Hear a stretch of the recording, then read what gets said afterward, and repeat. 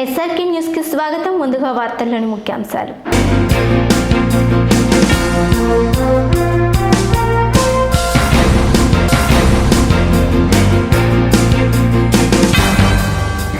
వివేక హత్యపై నోరు మెదపరేందుకు సందేహం వ్యక్తం చేసిన టీడీపీ నేత బోండా ఉమా.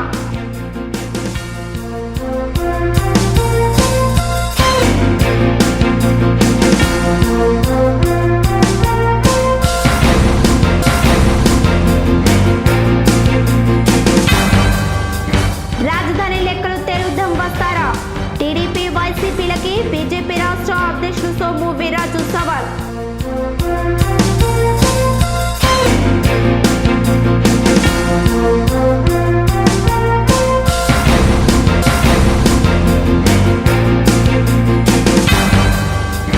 పన్నుల భారం నోటీసులు వెనక్కి తీసుకోవాలి డిమాండ్ చేసిన సిపిఎం.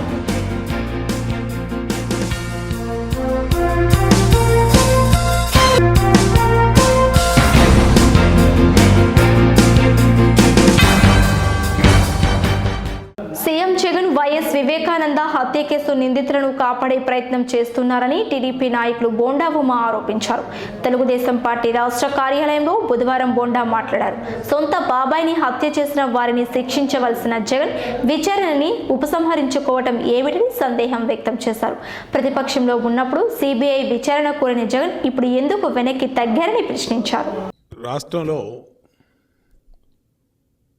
సంచలనం రేకెత్తించినటువంటి మర్డరు 2019 మార్చి 15వ తారీఖు నాడు స్వయానా ఇప్పటి ముఖ్యమంత్రి ఆనాటి ప్రతిపక్ష నాయకుడైనటువంటి జగన్మోహన్ రెడ్డి సొంత బాబాయ్ వివేకానంద రెడ్డి గారు ఒక సీనియర్ పొలిటీషియన్గా ఉన్నటువంటి ఆయన్ని 2015వ తారీఖు తెల్లవారుజామున మార్చి 15వ తారీఖు తెల్లవారుజామున అత్యంత కిరాతకంగా ఇంటిలోనే వైసీపీ నాయకులే హత్య చేసి దానికి అండ కూడా వైసీపీ ఎంపీ ఇప్పుడున్నటువంటి అవినాష్ రెడ్డి అలాగే వాళ్ళ కుటుంబం వీళ్ళందరూ కలిపి బాబాయిని జగన్ బాబాయిని కిరాతకంగా హత్య చేసి దాన్ని సహజ మరణంగా చూపించాలని అనేక ప్రయత్నాలు చేశారు. వైసీపీ పార్టీ దుర్మార్గం ఏంటంటే చిన్నప్పటి నుంచి తండ్రి తర్వాత తండ్రి చిన్నాన్న మరణాన్ని కూడా రాజకీయ ప్రయోజనాల కోసం వాడుకొని ఎన్నికలు అయిపోయిన తర్వాత మొత్తం కేసునే తప్పుదారి పట్టించాలని జగన్మోహన్ రెడ్డి చూశాడు. అంటే నీ సొంత కుటుంబం కన్నా నీకు తర్వాత బంధువైనటువంటి అవినాష్ రెడ్డి నీ అత్తగారి తరపున లేదంటే భార్య తరపునో బంధువైనటువంటి అవినాష్ రెడ్డి గురించి సొంత కుటుంబాన్ని తండ్రి తర్వాత తండ్రి వివేకానంద రెడ్డి, చెల్లెలు షర్మిల, తల్లి విజయమ్మ, బాబాయ్ కూతురు సునీతమ్మ ఇంతమందిని బలి చేసి ఇంతమందిని దూరం చేసి అవినాష్ రెడ్డిని కాపాడుకోవటం కోసం ఈ 3 సంవత్సరాల నుంచి జగన్మోహన్ రెడ్డి చేయనటువంటి ప్రయత్నం లేదు. దీని మీద మొత్తం కేసంతా బయటకు వచ్చినాక సిబిఐ ఛార్జ్షీట్ వేసినాక అలాగే ఎవరైతే దస్తగిరి దీంట్లో ప్రధానంగా భూమికి ఊహించాడో అతను అప్రూవర్గా మారినాక ఈరోజు ఇప్పుడు కూడా జగన్మోహన్ రెడ్డి ఎందుకు ఈ కేసు గురించి మాట్లాడతలేదు అంటే వాస్తవాలు ఇలాగుంటే వీళ్ళ మాటలు ఇది. పూర్తిగా చెప్తా ఉన్నాం, 100% వివేకానంద రెడ్డి గారి హత్య చేసిందెవరో జగన్మోహన్ రెడ్డి ముఖ్యమంత్రికి పూర్తిగా స్పష్టంగా తెలుసు. దీంట్లో ఇంకేమీ వేరే ఆలోచన అవసరం లేదు. సిబిఐ అధికారులు ఆలోచించాలి. ఎందుకంటే హత్య చేసి సంతాప సభ పెట్టినట్టుగా వీళ్ళే హత్య చేసి వీళ్ళే వచ్చి ఆ రోజున చంద్రబాబుని లేదా లోకేష్ని ఇంకా అనేక రకాలుగా రాజకీయాలకి వాడుకున్నారు.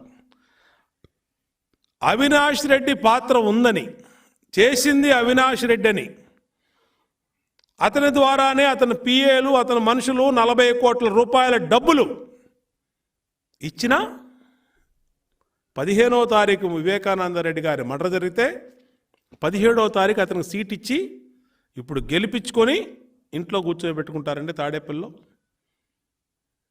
దీన్ని కాదంటారా? అవినాష్ రెడ్డికి సంబంధం లేదంటారా? దొరికిపోయాడుగా క్లియర్గా. బ్లడ్ వామిటింగ్స్ అని, గుండెపోటని ఇన్ని చెప్పి గొడ్డలి పోట్లని సొంత హాస్పిటల్లో కాంపౌండర్ చేత కుట్లేపించి ఇన్ని చేసి ఈ విధంగా చేసి ఈ కేసుని భ్రష్టు పట్టించాలనుకొని ఒక పథకం ప్రకారం ఇది చాలా పెద్ద కుట్ర. వివేకానందరెడ్డి గారి హత్య ఇంకా ఒక మాజీ ముఖ్యమంత్రి తమ్ముడికి, ఒక ప్రస్తుత ముఖ్యమంత్రి బాబాయికి, బాబాయే మర్డర్ అయితే మర్డర్ అయినటువంటి వ్యక్తుల్ని ప్రభుత్వమే కాపాడుతూ ఉంటే ఇంకా సామాన్యుల పరిస్థితి ఏంటి? రాష్ట్రంలో ప్రజల పరిస్థితి ఏంటి? వ్యక్తుల పరిస్థితి ఏంటి? ఇవన్నీ కూడా ప్రజలు ఆలోచించవలసినటువంటి అవసరం ఉంది. ఇది పూర్తిగా 40 కోట్లు సుపారీ ఇచ్చినందుకు దీంట్లో ఎన్ఫోర్స్మెంట్ డైరెక్టర్ కూడా ఎంటర్ అవ్వాల్సిన అవసరం ఉంది. ఈడీ కూడా సిబిఐ ఎంక్వైరీతో పాటు జోక్యం చేసుకోవాలి. 40 కోట్లు ఎవరి నుంచి మారినాయి, ఈ డబ్బులు ఎక్కడి నుంచి వచ్చినాయి, ఇది జగన్మోహన్ రెడ్డి ఇచ్చాడా, అవినాష్ రెడ్డి ఇచ్చాడా, ఏమి జరిగింది అనేది కూడా కంప్లీట్గా దీని మీద ఎంక్వైరీ చేయాల్సినటువంటి అవసరం ఉంది. ఎన్నిటిని పూర్తిగా జగన్మోహన్ రెడ్డి నోరు విప్పాలా. సిబిఐ ఛార్జ్షీటు, సప్లిమెంటరీ ఛార్జ్షీటు, నీకు సోదరుడు వరుసన ఇస్తున్నటువంటి అవినాష్ రెడ్డిని నువ్వు కాపాడే తీరు, ఈ పథకం అంతా బయటకు వచ్చింది కాబట్టి జగన్మోహన్ రెడ్డి దీని మీద మాట్లాడాలి. అవినాష్ రెడ్డి మీద వెంటనే చర్యలు తీసుకోవాలి. సిబిఐ వాళ్ళు కూడా అవినాష్ రెడ్డిని అట్లాగే జగన్మోహన్ రెడ్డిని ఇంకా ఎవరెవరైతే ఉన్నారో వాళ్ళని, కొంతమంది సీనియర్ పొలిటీషియన్స్ అని ఛార్జ్షీట్లో రాశారు. ఆ సీనియర్ పొలిటీషియన్స్ ఎవడైనా ఎంత వాడైనా సరే వాళ్ళని కూడా విచారించి ఎంతటి వాడైనా వదలొద్దని చెప్పి జగన్మోహన్ రెడ్డి, అవినాష్ రెడ్డి లాంటి వాళ్ళే చెప్పారు కాబట్టి ఎంతటి వాడైనా వాళ్ళ మీద చర్యలు తీసుకోవాలని, ఇది పూర్తిగా జగన్మోహన్ రెడ్డి కన్సర్న్లో అవినాష్ రెడ్డి ఆదేశాలతో జరిగినటువంటి హత్యని తేటతెల్లమైపోయిందని, రాష్ట్రాభివృద్ధి కోసం బీజేపీ కట్టుబడి ఉందని ఆ పార్టీ రాష్ట్ర అధ్యక్షులు సోము వీర్రాజు స్పష్టం చేశారు. విజయవాడలో బుధవారం సోము వీర్రాజు మాట్లాడుతూ తాము చేసిన అభివృద్ధిపై అధికార ప్రతిపక్షాలతో చర్చించడం కోసం తాము సిద్ధంగా ఉన్నామని చెప్పారు. 7,200 కోట్లు కేటాయించిన రాజధాని కోసం ఏమీ చేయలేకపోయారని ఫైర్ అయ్యారు. దమ్ముంటే వైసీపీ ప్రభుత్వం లెక్కలు తేల్చాలని డిమాండ్ చేశారు. దాని ఖరీదు 15,000 కోట్ల, 20,000 కోట్ల. ప్రత్యేక హోదా ఖరీదు ద్రవ్యాన్ని లెక్క పెట్టాడుగా ఈ ముఖ్యమంత్రి, మాజీ ముఖ్యమంత్రి. 15 కోట్లు వడ్డీ కూడా తీసుకున్నాడు దానికి. ఆ స్కీమ్లో ప్యాకేజ్ స్కీమ్, నేను ప్యాకేజ్ అన్నాను దాన్ని. ప్యాకేజ్ అంటే అసహ్యంగా ఉంటుంది, ద్రవ్యం. ఆ ద్రవ్యాన్ని 15 కోట్లు తీసుకుని వెనక్కి వెళ్ళిపోయాడు. ఇప్పుడు ఏమైనా సరే నువ్వు తేల్చవయ్యా ఈ ముఖ్యమంత్రిని తేల్చాలంట. ఇప్పుడున్న ముఖ్యమంత్రిని ఆయన తేల్చమని 151 వచ్చేసింది, ఆయనకి 22 వెళ్ళింది. ఇలాంటి తప్పుడు ఆలోచనల్ని వెంటనే మానుకోవాలని ఈ రాష్ట్ర అభివృద్ధికి మేము కమిటీ ఉన్నాం. ఈ రాష్ట్ర అభివృద్ధిలో ప్రధానమైనటువంటి పాత్ర భారతీయ జనతా పార్టీ మాత్రమే వహిస్తుంది. ఈ మాజీ ముఖ్యమంత్రితో ఈ ముఖ్యమంత్రితో ఒకే వేదిక మీద మీ ప్రెస్ సమక్షంలో మాట్లాడడానికి నేను సిద్ధంగా ఉన్నాను. చర్చకు రండి, ప్రెస్ మీట్లు కాదు. ప్రెస్ క్లబ్లో మీటింగ్ ఏర్పాటు చేయండి. ఏం చేశాం ఈ ఆంధ్ర రాష్ట్రానికి? మీరిద్దరూ ఏం చేశారు? క్యాపిటల్ కడతానన్నారు, 5 సంవత్సరాలు ఉన్నారు. జపాన్, సింగపూర్, ఆపూర్, ఈపూరు, పూర్, ఓన్లీ పూర్ 7,200 కోట్లు ఖర్చు పెట్టారు. ఏం చేశారు? ఈ ముఖ్యమంత్రిని ఎదుర్కొనేటువంటి ఏకైక పార్టీ ఒక్క భారతీయ జనతా పార్టీ మాత్రమే ఆంధ్ర రాష్ట్రంలో. ఇప్పుడు మన సంత రవిదాస్ మహారాజ్ గారి జయంతి వేడుకల్లో మన రాష్ట్ర అధ్యక్షులు పన్నుల భారాన్ని పెంచుతూ జీఎంసీ నోటీసులు జారీ చేయడం దుర్మార్గమైన చర్య అని సిపిఎం మండిపడింది. నోటీసులు ఉపసంహరించుకోవాలని డిమాండ్ చేసింది. బ్రాడీపేటలోని సిపిఎం కార్యాలయంలో ఆ పార్టీ నగర కార్యదర్శి నళినీకాంత్ మాట్లాడుతూ కరోనా కష్టకాలంలో ఇటువంటి నిర్ణయాలు మంచిది కాదని అభిప్రాయం వ్యక్తం చేశారు. కార్యదర్శి వర్గ సభ్యులు లక్ష్మణ్ రావు తదితరులు ఈ సమావేశంలో పాల్గొన్నారు.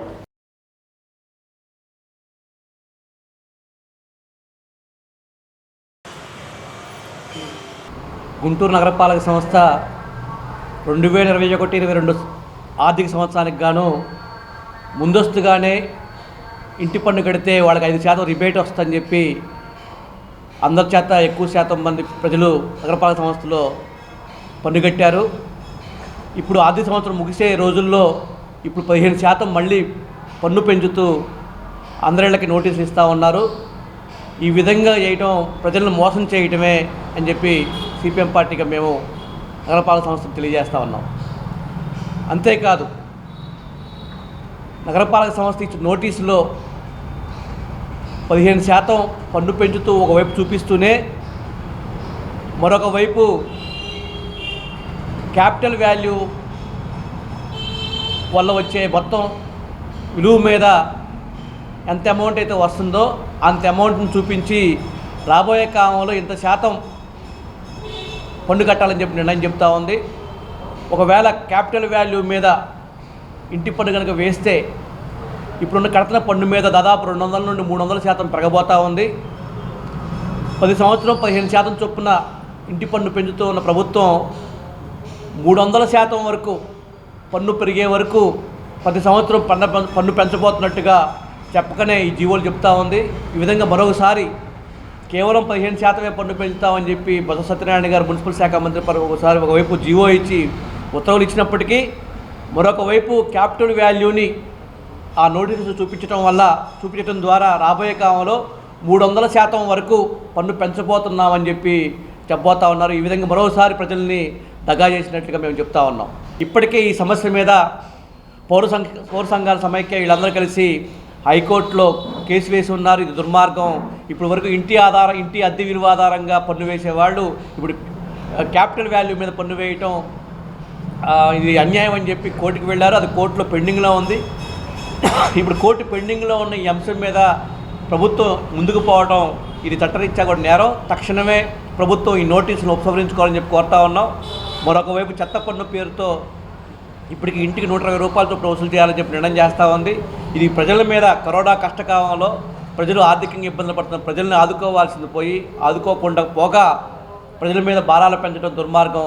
తక్షణమే ఈ దుర్మార్గపు జీవోల్ని పన్ను పెంచుతూ తీసుకునే జీవోల్ని చెత్త సేకరణ ఛార్జీలు పెంచుతూ ఇచ్చిన జీవోల్ని వెంటనే ఉపసంహరించుకోవాలని చెప్పి సిపిఎం పార్టీగా డిమాండ్ చేస్తూ ఉన్నాం. ఎమ్మెల్యే మహమ్మద్ ముస్తఫా బుధవారం వినోబానగర్, రెడ్ల బజార్, తమ్మారంగారెడ్డి నగర్ ప్రాంతాలలో పర్యటించారు.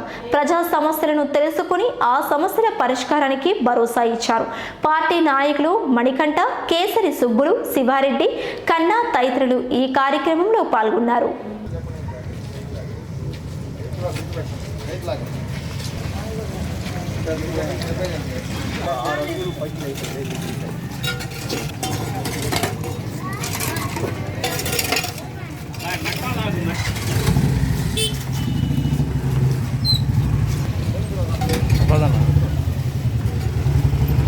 వాసవి క్లబ్ వనితా జాగృతి గవర్నమెంట్ వొకేషనల్ కాలేజీకి కుర్చీలు, కంప్యూటర్ బహుకరించింది.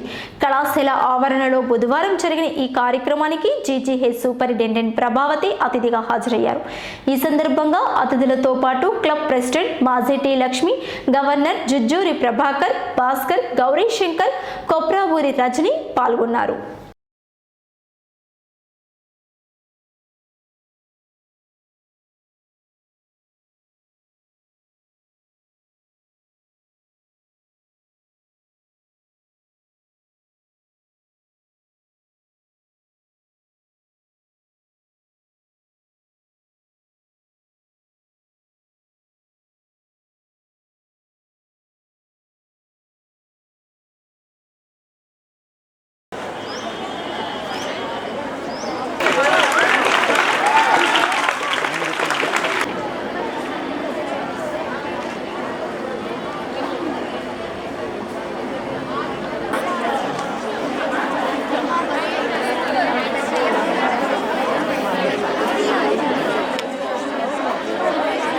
అయితేనేవి అన్నీ కలిపి చిన్నపిల్లలకి 12 years కూడా మెచ్యూర్ అవుతున్నారు. అంటే వాళ్ళు 7th క్లాస్కి అట్లా వచ్చినప్పుడు. అదేవిధంగా కానీ ఇంకా కొంతమంది అయితే మరీ పాపం 6th క్లాస్కే మెచ్యూర్ అవ్వడము, పీరియడ్ స్టార్ట్ అవ్వడం జరుగుతుంది అనమాట. సో కొంతమంది ఆ విధంగా స్టార్ట్ అయినప్పుడు అది ఆనందోత్సాహంలో అందరూ ఒక ఫంక్షన్ అనేది జరుపుకుంటూ ఉంటారు. కానీ అక్కడ కొన్ని సమస్యలు అనేవి ఎదురవుతూ ఉంటాయి. సో ముఖ్యంగా మనకి ఒక జస్ట్ మనకి సమస్యలకి తెలుసుకునే ముందు ఒక ఎలాంటి ఎందుకు ఇలాంటి యొక్క మార్పులు జరుగుతాయి స్త్రీలో అనే విషయానికి వచ్చినప్పుడు మనకి ఒక అనాటమీ, ఫిజియాలజీ అనేది 2 సబ్జెక్ట్స్ ఉంటాయన్నమాట ఈ మెడిసిన్లో. సో అనాటమీ అంటే స్ట్రక్చర్స్, అంటే బ్రెయిన్లో ఒక హైపోథాలమస్ అనే బ్రెయిన్ ఒక పార్ట్ ఉంటుంది. అక్కడి నుంచి పిట్యూటరీ గ్లాండ్ ఉంటుంది. దాని కింద నుంచి ఈ యొక్క అండాశయం అంటే ఓవరీ, యూట్రస్ కింద ఉంటాయన్నమాట. సో పెల్విస్లో అడుగు భాగంలో. సో ఈ యొక్క బ్రెయిన్ నుంచి ఒక సిగ్నల్ అనేది వెళ్తుంది అనమాట centre. So hypothalamo pituitary ovarian axis అంటారు దాన్ని. సో ఈ యొక్క హైపోథాలమస్ సిగ్నల్స్ వెళ్ళి పిట్యూటరీ గ్లాండ్ని యాక్టివేట్ చేసి అక్కడి నుంచి ఓవరీ మీద ఆ యొక్క యాక్టివేట్ చేసినప్పుడు అక్కడి నుంచి కొన్ని హార్మోన్స్ రిలీజ్ అవ్వడం జరుగుతుంది. ఆ హార్మోన్స్ వెళ్ళి గర్భాశయం మీద పొర మీద పనిచేసి అక్కడ ఒక పొరని మందంగా ఏర్పడడం జరుగుతుంది. సో వాటి యొక్క పనితీరు ఓన్లీ ఒక నిర్ణీత సమయంలోనే ఒక 14 days అంతవరకే ఉంటుందన్నమాట. ఆ పీరియడ్స్ ఆ యొక్క పనికాలం అవగానే వాటి ఫలితాలు తగ్గగానే ఇంకా ఆ యొక్క పొరని మెయింటైన్ చేసే పరిస్థితి లేదు కాబట్టి ఆ పొర నుంచి రక్తనాళాల నుంచి రక్తస్రావం జరిగి పీరియడ్స్ అనేవి స్టార్ట్ అవుతాయి అన్నమాట. సో అది ఫస్ట్ పీరియడ్గా కన్సిడర్ చేస్తాము. అప్పటి నుంచి సైక్లికల్గా ఈ హైపోథాలమో పిట్యూటరీ ఓవేరియన్ యాక్సిస్ నుంచి హార్మోన్స్ అనేది రిలీజ్ అవుతాయి. అవి నిర్ణీతంతో రిలీజ్ అవ్వడం వల్ల వాళ్ళకి నిర్ణీత సమయంలో పీరియడ్స్ రావడం అనేది జరుగుతుంది అనమాట.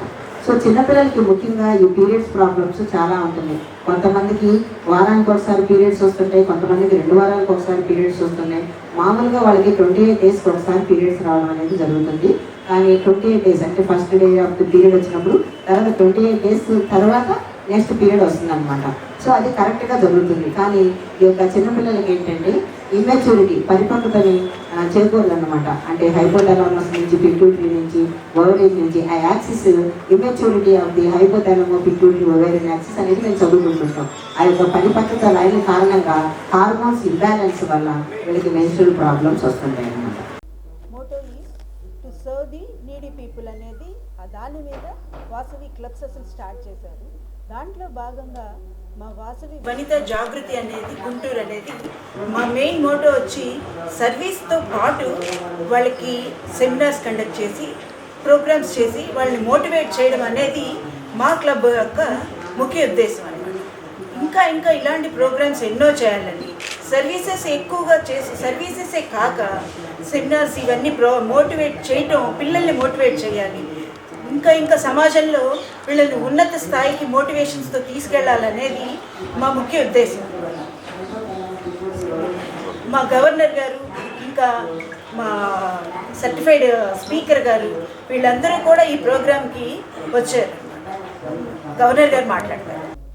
ఈ యొక్క ప్రోగ్రామ్ని వనితా జాగృతి వాళ్ళు ఉమెన్ ఎంపవర్మెంట్ గురించి ప్రోగ్రామ్ ఏర్పాటు చేశారు. మరి ఇలాంటి ప్రోగ్రామ్స్ దాదాపుగా వాసవి క్లబ్ ఇంటర్నేషనల్లో 2500 బ్రాంచెస్ ఉన్నాయండి టోటల్ నేషనల్ వైడ్ మొత్తం అంతా కూడాను. మరి ఇలాంటి బ్రాంచెస్లో అందులో ఒకటైనటువంటి జాగృతి ఈరోజు వాళ్ళు మొదలుపెట్టడమే కాకుండా గతంలో ఎంతోమంది ట్రైనర్స్ కావడం జరిగింది. కొన్ని వేల మంది లక్షల మందికి కూడాను శిక్షణ ఇవ్వడం ద్వారా మీకు ఇంపాక్ట్ గంపా నాగేశ్వర వాసవి కోటేశ్వర గంపా నాగేశ్వరరావు గారి ఆధ్వర్యంలోను, అలాగే వారి నుంచి శిక్షణ పొందినటువంటి ఇంకొకరు శిక్షకులు వాసవి కోటేశ్వర వేణుగోపాలరావు గారు ఆధ్వర్యంలో మరి ఈనాడు సెమినార్స్ బ్రహ్మాండం జరుగుతున్నాయి మా వాసవి క్లబ్ ఇంటర్నేషనల్లో. అలాంటి ప్రోగ్రాంలో మరి ట్రైనింగ్ తీసుకొని ఈరోజు మన ఇక్కడ గుడిపాటి భాస్కర్ కూడాను ఈరోజు ట్రైనింగ్ ఇవ్వడానికి వాళ్ళకి శిక్షణ ఇవ్వడానికి వచ్చిన్నారు. మరి ఈ విధంగా వాసవి క్లబ్ ఇంటర్నేషనల్ పేరుకు వాసవి అంటే అమ్మవారి యొక్క స్థితి, అంటే ఆర్యవయస్సుల యొక్క కులదైవం అయినప్పటికీ కూడాను సర్వీస్లో వచ్చేసరికి ప్రతి ఒక్కరికి అందరికీ అందుబాటులో ఉండే విధంగా కులమత విచక్షణ లేకుండా అందరికీ సెమినార్స్ కండక్ట్ చేయడం కానివ్వండి, దాదాపు కొన్ని కోట్ల కొద్ది సేవా కార్యక్రమాలు మా వాసవి క్లబ్ ద్వారా అందిస్తున్నాం.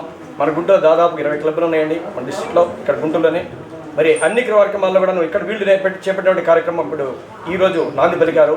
చాలా బ్రహ్మాండమైన సర్వీసెస్ ఇంకా ముందు అనేక కాలేజెస్లో కూడాను రకరకాల కాలేజెస్లో ప్రతి ఒక్కరిని భావి భారత పౌరులు ఎలా ఉండాలి, దేశాన్ని ఏ విధంగా మనం తీర్చిదిద్దాలి అండ్ లీడర్షిప్ క్వాలిటీస్ ఎలా పెంపొందించుకోవాలి, వ్యక్తిత్వ వికాస శిక్షణలు ఏ విధంగా ఉండాలి అనే దాని విషయంగా పూర్తిగా శిక్షణ ఇవ్వడం జరుగుతుంది మన వాసవి క్లబ్ ఇంటర్నేషనల్ వారు. మరి దీంట్లో అనేక రకాల కార్యక్రమాలు చేస్తున్నాం. జై వాసవి. జై Vasavi. This is Bhaskar Gudipati, VCS certified trainer. ఈరోజు వాసవి వనితా జాగృతి క్లబ్ ఆధ్వర్యంలో గవర్నమెంట్ వొకేషనల్ కాలేజీలో సర్వీస్ యాక్టివిటీతో పాటు మోటివేషన్ సెషన్ ఇవ్వాలని ఒక మంచి సదుద్దేశంతో ఈరోజు యాక్టివిటీస్ పెట్టడం జరిగింది. ఆ కార్యక్రమంలో నన్ను యాజ్ ఏ మోటివేషనల్ ట్రైనర్గా కూడా ఒక సెషన్ ఇవ్వమని కోరగా ఈరోజు intermediate first year second year 400 above స్టూడెంట్స్కి women empowerment and self confidence అనే ఒక టాపిక్తో వీళ్ళందరినీ జాగృతపరచాలి అనే ఒక సదుద్దేశంతో ఈరోజు ఇక్కడికి రావడం జరిగింది. I'm thankful to Vanitha Jagruthi club whole team and administration of vocational college team also.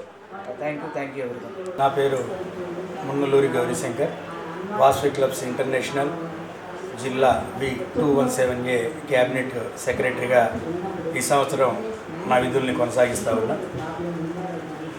మా ఇంటర్నేషనల్ థీమ్ ప్రకారంగా దాంట్లో ఉన్నటువంటి సబ్జెక్టులలో ఒక సబ్జెక్ట్ అయినటువంటి మోటివేషన్ క్లాసెస్ కానివ్వండి, ట్రైనింగ్ సెమినార్స్, వాటి కోసంగా మరి వనితా జాగృతి వారి ఈ రోజున గుంటూరులో ఉన్నటువంటి ఉమెన్స్ కాలేజీలో ఈ కార్యక్రమాన్ని ప్రారంభించారు. అయితే వీరు ప్రతి 15-20 రోజుల కంటే 2 వారాలు 3 వారాల్లో ఒకటి చొప్పున గుంటూరులో ఉన్నటువంటి కాలేజెస్లో ఇట్లాంటి సెమినార్స్ని నిర్వహించి గుంటూరులో ఉన్నటువంటి పిల్లల్ని కానివ్వండి, స్టూడెంట్స్ కానివ్వండి, వాళ్ళల్లో ఒక చైతన్యాన్ని తీసుకురావాలనేటువంటి ఒక సదుద్దేశంతో ఈ రోజున ఈ కార్యక్రమాన్ని ఉమెన్స్ కాలేజీలో ప్రారంభించడం జరిగింది. అదేవిధంగా మా గవర్నర్ గారు కూడాను గతంలో అనేక కార్యక్రమాల్లో ముందుంటూ సుమారుగా 2,50,000 మందికి యోగాలో శిక్షణ ఇస్తూ వారు కూడా వారి సేవల్ని మన గుంటూరులో వారి సేవలను అందిస్తూ ఉన్నారు. అట్లాగే మా భాస్కర్ గారు కూడాను మా క్యాబినెట్లో వారు కూడాను రీజియన్ చైర్మన్గా కూడా వారు కొనసాగుతూ ఉన్నారు. కుప్రావు రజనీ గారు కూడాను మా క్యాబినెట్లో జాయింట్ సెక్రటరీగా వారు కూడా ఉన్నారు. అయితే ఈ కార్యక్రమాన్ని గుంటూరులో ఉన్నటువంటి ఈ 20 క్లబ్బుల ద్వారా కూడాను వీటిని ముందుకు తీసుకెళ్తూ గుంటూరులో మంచి ట్రైనింగ్స్ ఇవ్వాలని చెప్పనని ప్రారంభించిన సందర్భంలో వారికి కూడాను వారి క్లబ్ సభ్యులకి అట్లాగే మాకు ఇక్కడ ఈ అవకాశం ఇచ్చినటువంటి కాలేజ్ యాజమాన్యానికి కూడాను ప్రత్యేకమైన ధన్యవాదాలు తెలియజేస్తూ సెలవు తీసుకున్నాను. జై వాసవి క్లబ్ వనితా జాగృతి సెక్రటరీని మన ఇంటర్నేషనల్ ప్రెసిడెంట్ పాతా సుదర్శనం గారి ఆదేశం మేరకు స్ట్రెంగ్త్ సంతోషం అనే థీమ్ అనుగుణంగా ఈ కార్యక్రమం ఇక్కడ ప్రారంభించబడింది. మన గవర్నరు శ్రీనివాసరావు గారు, గౌరీశంకర్ గారు, భాస్కర్ గారు వాళ్ళ అమూల్యమైన సలహాలు మన స్టూడెంట్స్కి అందరికీ అందజేసి ఈ ప్రోగ్రామ్ని సక్సెస్ చేయడం జరిగింది. వాళ్ళందరికీ ఈ నెల 18 నుండి మస్తాన్ దర్గా 130వ ఉరుసు మహోత్సవాలు జరగనున్నాయి. ఈ వేడుకలకు సంబంధించిన పోస్టర్ల ఆవిష్కరణ కార్యక్రమం బుధవారం దర్గా ఆవరణలో జరిగింది. ఇందులో భాగంగా ఆలయ ధర్మకర్త రామ్మోహన్ రావు మాట్లాడారు.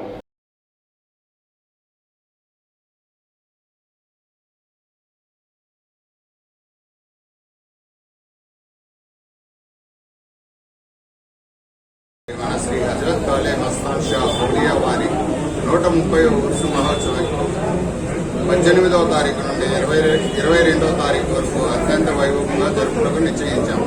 ఈ ఉరుసు మహోత్సవానికి దేశ నలుమూల నుండి కూడా ఎంతో మంది భక్త మహాశయులు నిశ్చయిస్తున్నారు.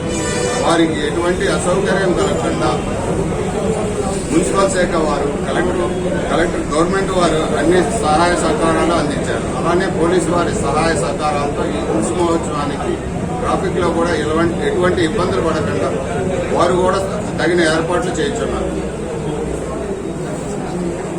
ఈ ఉరుసు మహోత్సవం చాందినీ అలంకారంతో 18 శుక్రవారం తెల్లవారుజామున చాందినీ అలంకారంతో బాబావారి చద్దర్లు సమర్పించి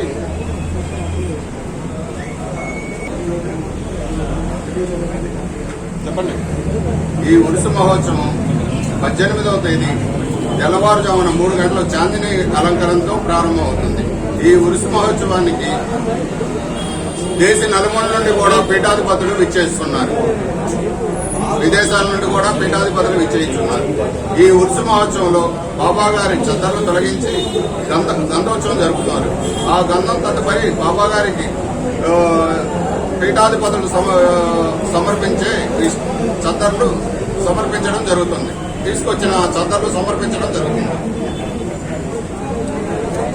ఈ ఉరుసు మహోత్సవం తదుపరి బాబా గారి పవిత్రమైన కుర్చీని అలంకరించి ఆ రోజు రాత్రి 10:30-11 గంటల మధ్యన గుర్రం ఊరేగింపు బయలుదేరుతుంది.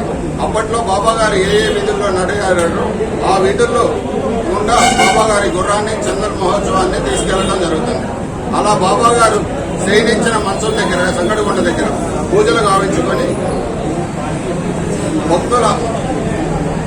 భక్తులు వారి కోరికలు, వారి పోయిన సంవత్సరం కోరుకున్న కోరికలు, వారికి కలిగిన సంతానాన్ని బాబా వారి గుర్రానికి తాగి బాబా వారి ఆశీస్సులు పొందుతారు. తదుపరి బాబా గారి గంధోత్సవం సాయంత్రం మరుసటి రోజు శనివారం సాయంత్రం 4 గంటలకు బాబా వారి దర్గా వచ్చి ఆ గంధాన్ని సమర్పించడం జరుగుతుంది. తదుపరి ఆ గంధాన్ని భక్తులకు పంచడం జరుగుతుంది. ఈ ఉరుసు మహోత్సవానికి విచ్చేస్తున్న భక్త మహాశయులకి సుమారు రోజుకి 30,000 పైచలకు మందికి అన్న సంతర్పణ కార్యక్రమం జరుగుతున్నది.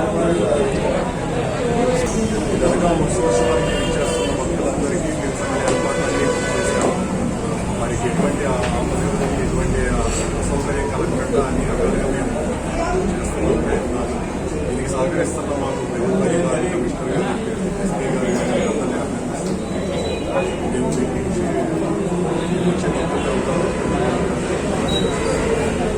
వార్తలు ముగించే ముందు ముఖ్యాంశాలు మరోసారి.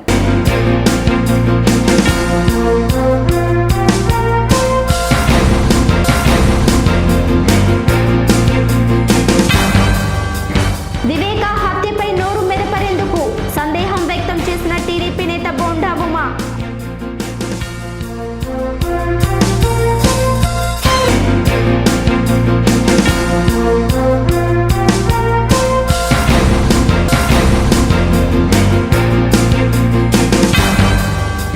రాజధాని లెక్కలు తెరుద్దాం వస్తారా? టీడీపీ వైసీపీలకి బీజేపీ రాష్ట్ర అధ్యక్షులు సోము వీర్రాజు సవాల్.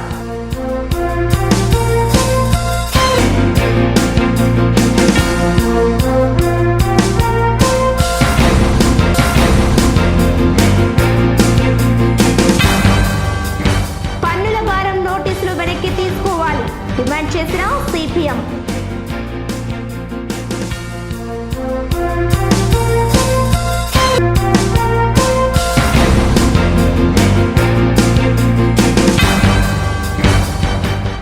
ఈ వార్తలు ఇంతటితో సమాప్తం. నమస్కారం.